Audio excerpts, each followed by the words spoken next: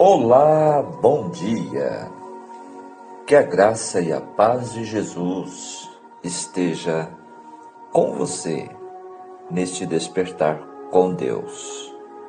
Um novo dia, um novo estudo em nossa jornada bíblica, Despertar com Deus. Hoje vamos estudar e conhecer os ensinamentos que a Palavra de Deus traz para nós no primeiro capítulo do livro de Juízes, o 7º livro da Bíblia. O tema em nosso estudo hoje é muito interessante. Não faça nada sem a direção de Deus. Como você tem feito as suas escolhas diárias? Você tem buscado a direção de Deus em tua vida? Qual a importância para você em buscar a vontade de Deus antes de tomar importantes decisões? Que lições o livro de Juízes deixa para nós? Juízes 1 relata os esforços iniciais das tribos israelitas para conquistar e colonizar a terra prometida após a morte de Josué. As várias tribos, neste capítulo, perguntam a Deus, ao Senhor, sobre qual tribo devia liderar o caminho para a batalha contra os cananeus. E a resposta veio: Judá foi escolhido. Ao longo do capítulo, há uma mistura de sucesso e fracasso nas tentativas dos israelitas em tomar posse da terra, ou seja, daqueles territórios ainda não conquistados. E vamos encontrar também neste capítulo que algumas tribos, infelizmente, elas falharam no dever que Deus havia colocado para elas. Vamos ao estudo? Prepare-se para, então, entrarmos no livro dos Juízes, agora no capítulo 1. Lembrando que é muito bom, é muito importante que você primeiro faça a leitura com atenção em sua Bíblia, e agora você está convidado para conhecer os detalhes que este capítulo reserva. O capítulo 1 ao capítulo 3, o livro introduz o período dos juízes, também chamado de libertadores, mostrando como o ritmo da conquista da terra prometida pelos israelitas desacelerou após a morte de Josué. Judá recebe a posição de liderança na ocupação da terra, conforme vamos ver. Seus esforços vigorosos, junto com os da tribo de Simeão, ressaltam, pelo contraste, a triste história de fracassos que se desdobra a partir de então. Somente o sucesso de Efraim em Betel interrompe a monotonia daquela história. Então, o primeiro versículo, ele diz, depois da morte de Josué. O livro de Josué começa de modo semelhante, depois da morte de Moisés. As batalhas sob seu comando minaram a capacidade dos cananeus de expulsar os israelitas da terra. A tarefa que agora Israel enfrentava era a própria ocupação do território cananeu. Josué foi o sucessor óbvio de Moisés, mas infelizmente não houve um sucessor óbvio para Josué. Podemos aqui acrescentar um detalhe também, que, de certa forma, Josué, ele falhou em não preparar um sucessor. Ele não discipulou, alguém como Moisés discipulou ele. E isso causou, então, uma dificuldade. Falando dos cananeus, o nome genérico dos povos que ocupavam a terra da Palestina, as quais Israel foi mandado por Deus a despojá-los, indica mais uma cultura do que uma unidade étnica. Os cananeus, eles viviam em cidades-estado, ou seja, cada uma tinha o seu próprio governo, exércitos e leis. Uma razão por que Canaã foi tão difícil de conquistar foi que cada cidade tinha de ser vencida individualmente. Não havia um único rei que rendesse o país inteiro que estava nas mãos dos cananeus. A maior ameaça dos cananeus para Israel não era o exército, mas a religião. A religião cananita envolvia crueldade na guerra, imoralidades sexuais, egoísmo e materialismo. Era uma sociedade do tipo eu primeiro, o resto depois. Obviamente, as religiões de Israel e Canaã não podiam coexistir. Eram muito opostas. Agora, comentando o verso 2, a pergunta, a consulta a Deus: quem dentre nós? Os israelitas fazem esta pergunta quase idêntica no fim do livro. Quem dentre nós subirá primeiro a pelejar contra Benjamim? Lá no capítulo 20. Deus, nesta consulta, escolheu a tribo de Judá. Davi e seus herdeiros nasceriam desta tribo. E a ordem foi: subirá. Esta palavra sugere que as tribos estavam acampadas em planícies ao redor de Jericó e de Gilgal. As duas cidades estavam a aproximadamente 245 metros abaixo do nível do mar, mas alguns dos lugares atacados por Israel estavam entre 760 a 1.100 metros acima do nível do mar. Por isso, a palavra Judá subirá. E também Judá será o primeiro por ser uma tribo especial que tinha sido previsto na bênção do patriarca Jacó e também seria a tribo do qual o Messias nasceria. E Deus ainda disse: entreguei a terra.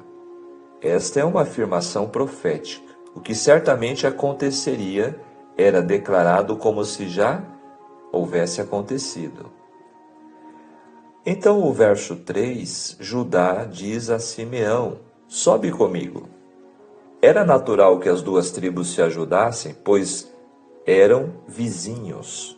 Cooperação entre os irmãos é o mais sensato quando há tarefas difíceis a fazer.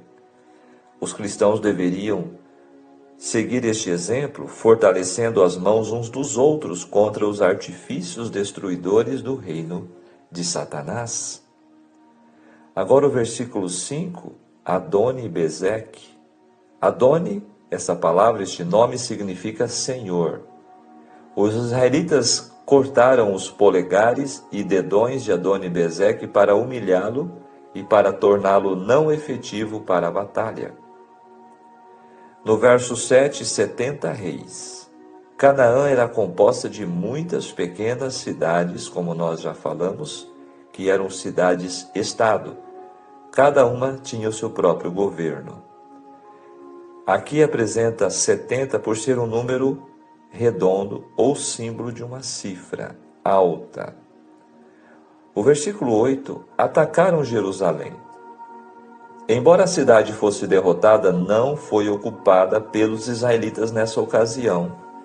Israel não controlou a cidade de Jerusalém de modo permanente, a não ser no ano 1000, aproximadamente, com Davi à frente.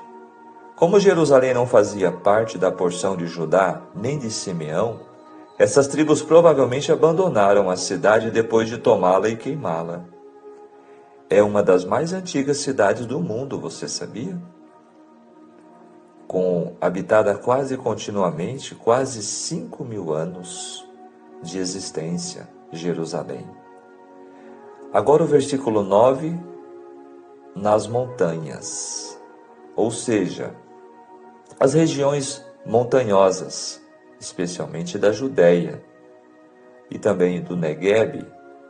Ao sul de Hebrom, as montanhas são menos abruptas e os vales menos profundos. Nas planícies, entre as regiões montanhosas de Judá e as planícies filisteias que costeiam o mar, existe uma região de colinas de baixa altitude. O verso 10 destaca a cidade de Hebrom, a cidade de maior importância no sul da Palestina. O verso 11, Kiriat Sefer, chamada Cidade dos Livros. E o verso 12, novamente fala de Calebe. Embora fosse de descendência quenezeu, ele era contado como membro da tribo de Judá. A filha de Calebe, Axa, que já foi citada em capítulos anteriores de Josué, a vitória na batalha era uma das maneiras de pagar o preço de uma noiva. E apresenta Otniel, o verso 13, que foi o primeiro juiz importante neste período dos juízes. Verso 14, Axa foi até Calebe e insistiu com ele para que pedisse um campo ao pai dela. Um dia, quando já vivia com Otniel, ela o persuadiu a pedir um campo ao pai Calebe. E o verso 15 fala então que as fontes superiores e inferiores foram dadas. Verso 16, Queneu ou Quenezeu. Desde os tempos de Moisés, esse clã esteve intimamente ligado a Israel, sem perder a independência. E por estar em aliança com Israel e ter participado na campanha, foi autorizado a partilhar da recompensa e se estabelecer no território de Judá. Versículo 18 destaca 3 cidades que naquela época pertenciam aos cananeus, mas logo depois foram tiradas dos israelitas pelos filisteus, que eram Gaza, Ascalon e Ecrom. Depois na história vamos ver que realmente essas cidades e este povo filisteu se tornaram grandes inimigos do povo de Israel. O verso 19, Judá não expulsou os moradores do vale. Judá obteve êxito parcial por causa de aparente superioridade das armas inimigas. Por que foi assim, se os carros de ferro não são nada diante do poderoso Deus, cujos carros são milhares de anjos? O poder infinito estava disponível, mas ainda assim a tribo de Judá não conseguiu obter completo domínio sobre os inimigos. O autor de Juízes explica o motivo no próximo capítulo que vamos estudar. Carros de ferro, devastadores para soldados a pé em uma área plana, onde cavalos e carros podiam manobrar, mas não práticos em terrenos acidentados. Provavelmente eram carros de madeira com rodas e lâminas de ferro acopladas. Carros feitos inteiramente de ferro teriam sido muito pesados para que cavalos os puxassem. Agora no versículo 21 fala dos filhos de Benjamim que não expulsaram os jebuseus em Jerusalém. Jerusalém ficava na fronteira entre Benjamim e Judá, mas fora concedida à tribo de Benjamim.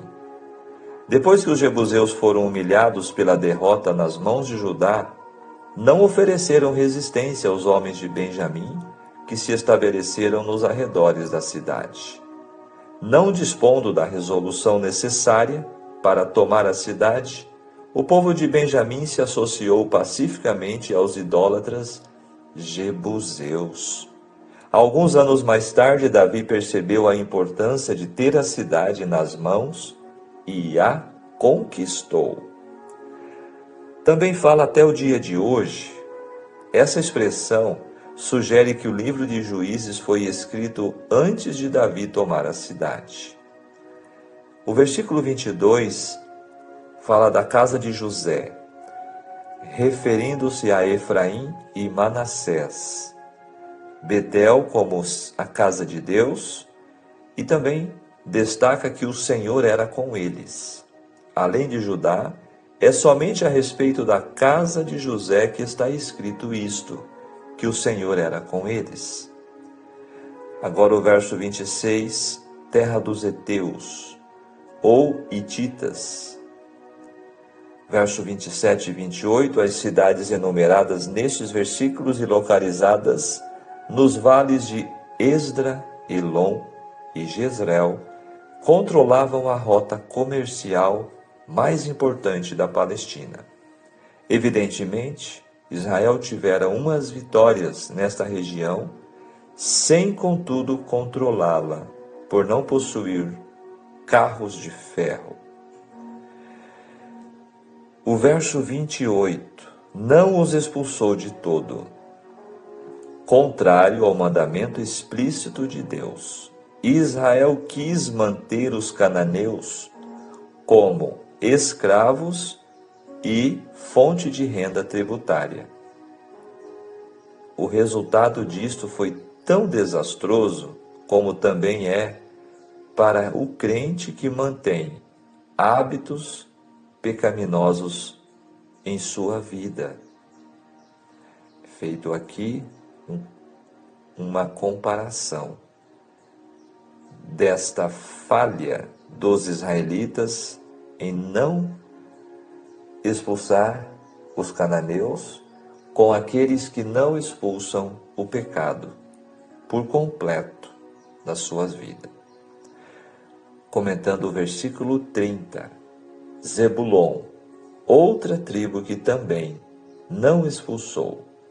O autor passa a relatar agora as experiências das tribos, cujas porções estavam situadas ao norte da Palestina, além da planície de Esdraelon. A história de cada uma delas é a mesma. Não foram fortes o bastante para atacar as fortalezas em seus territórios, mesmo nas montanhas, onde as tribos do sul venceram. Conquistaram pequenas regiões, onde puderam e se estabeleceram no meio dos antigos habitantes. No versículo 31, Azer não expulsou. A tribo de Azer não se saiu melhor que a de Zebulon. Sua porção era na planície marítima e nas colinas ao norte do Carmelo. Este era o território dos fenícios, que ainda não tinham a fama de comerciantes marítimos. Estabelecendo-se entre os cananeus, parece que o povo de Azer ficou mais exposto que as outras tribos na absorção da cultura e da religião desses povos. Versículo 32, os azeritas continuaram no meio dos cananeus.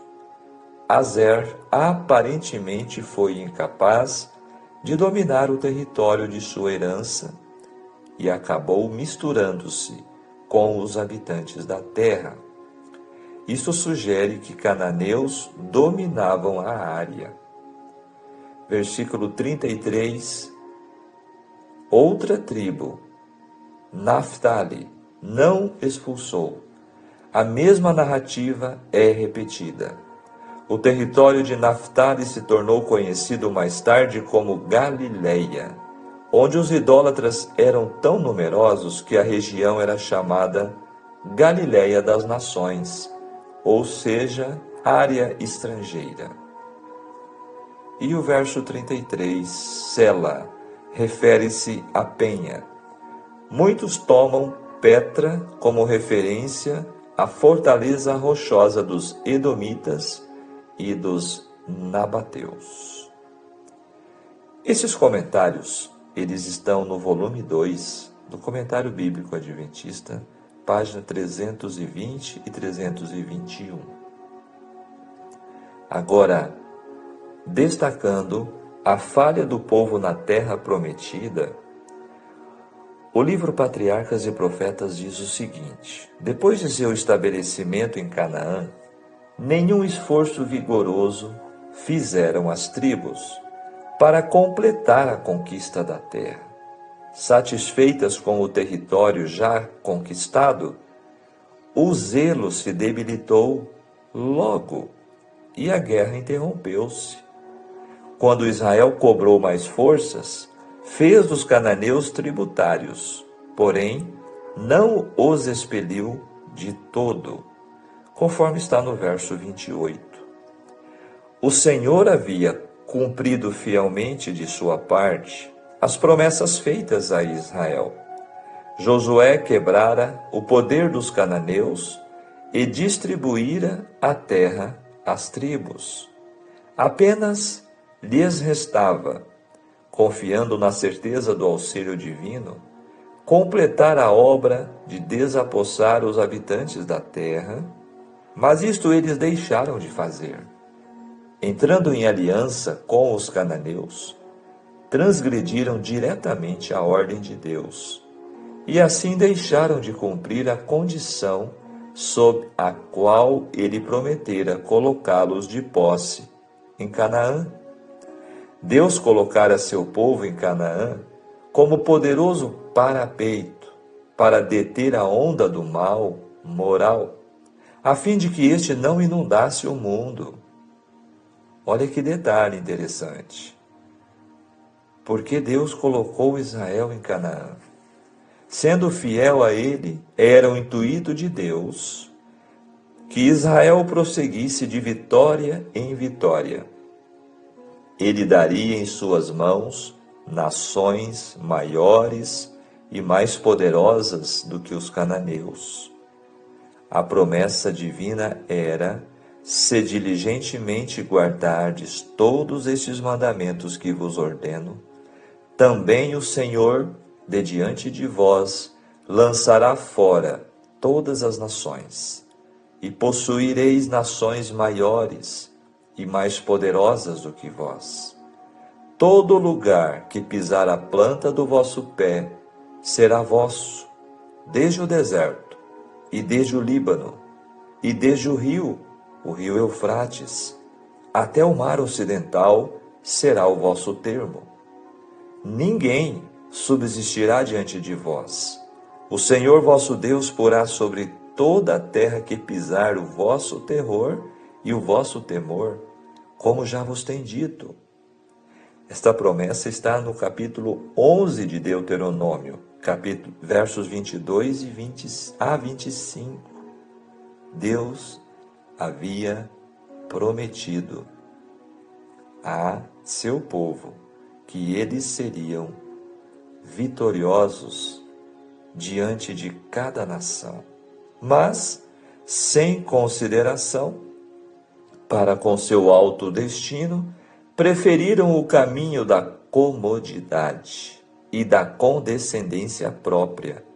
Deixaram escapar sua oportunidade para completarem a conquista da terra, e por muitas gerações foram afligidos pelos remanescentes destes povos idólatras, que, conforme predissera o profeta, eram como espinhos nos vossos olhos e como aguilhões nas vossas ilhargas, conforme destaca o capítulo 33, verso 55 de Números. E este texto está no livro Patriarcas e Profetas, página 543. Chegou o momento de aplicar o estudo do capítulo 1 agora em nossas vidas. O livro histórico de Juízes inicia-se apresentando o que deveria ter acontecido caso Israel seguisse devidamente as orientações sábias do Deus que planeja vitórias completas. Suas mensagens visam incentivar-nos a avançar na direção certa, sem espaço para estagnar. Não podemos nos acomodar a certos vícios que adotamos, pensando serem melhores e mais vantajosos que seguir os planos e estratégias celestiais. O aspecto negativo de Juízes, capítulo 1, é revelado nos versículos 16 a 36, onde apresenta o povo de Deus dando preferência à conveniência baseada na lógica humana, em vez de perseverar na obediência ao Deus onipotente. O foco em riquezas materiais e exploração de pessoas parecia ser o caminho do sucesso para os israelitas. Porém, o resultado foi catastrófico. Apenas fracasso, como indica o restante do livro dos Juízes. Percebem? Que lições este livro traz para nós hoje? Na verdade, o livro começa bem, com poderosos pontos positivos, apresentando exemplos que deveriam ter sido seguidos, deixando um forte legado para nós no século XXI.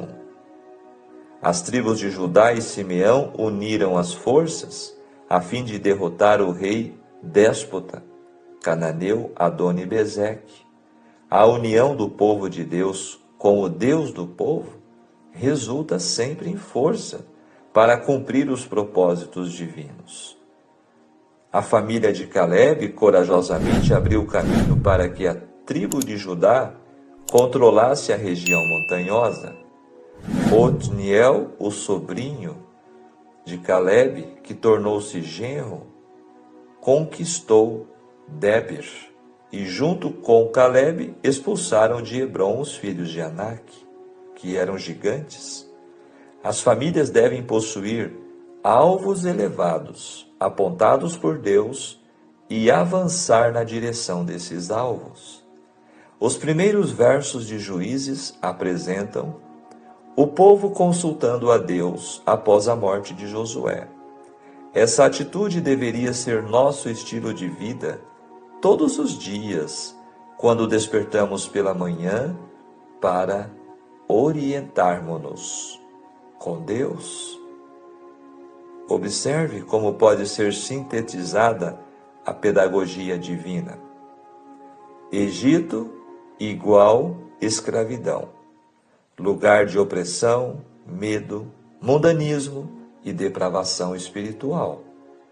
Deserto igual a um processo, preparação, dependência, confiança, revelação e mudança de mentalidade. E reino igual a liberdade. Agora o povo estava na terra prometida, deveriam desfrutar paz e justiça. Como ser livre possuindo mentalidade de escravo? A grande lição que Israel deveria assimilar, e nós também, é que após ser libertos por Deus, devemos aprender com Ele quanto ao que fazer para desfrutar a liberdade. Do contrário, a liberdade será apenas ilusória e uma decepção. muito interessante a aplicação deste livro dos Juízes e do capítulo de hoje para nossas vidas, não é mesmo? Sejamos moldados, então, pela palavra de Deus, para vivermos os planos dele.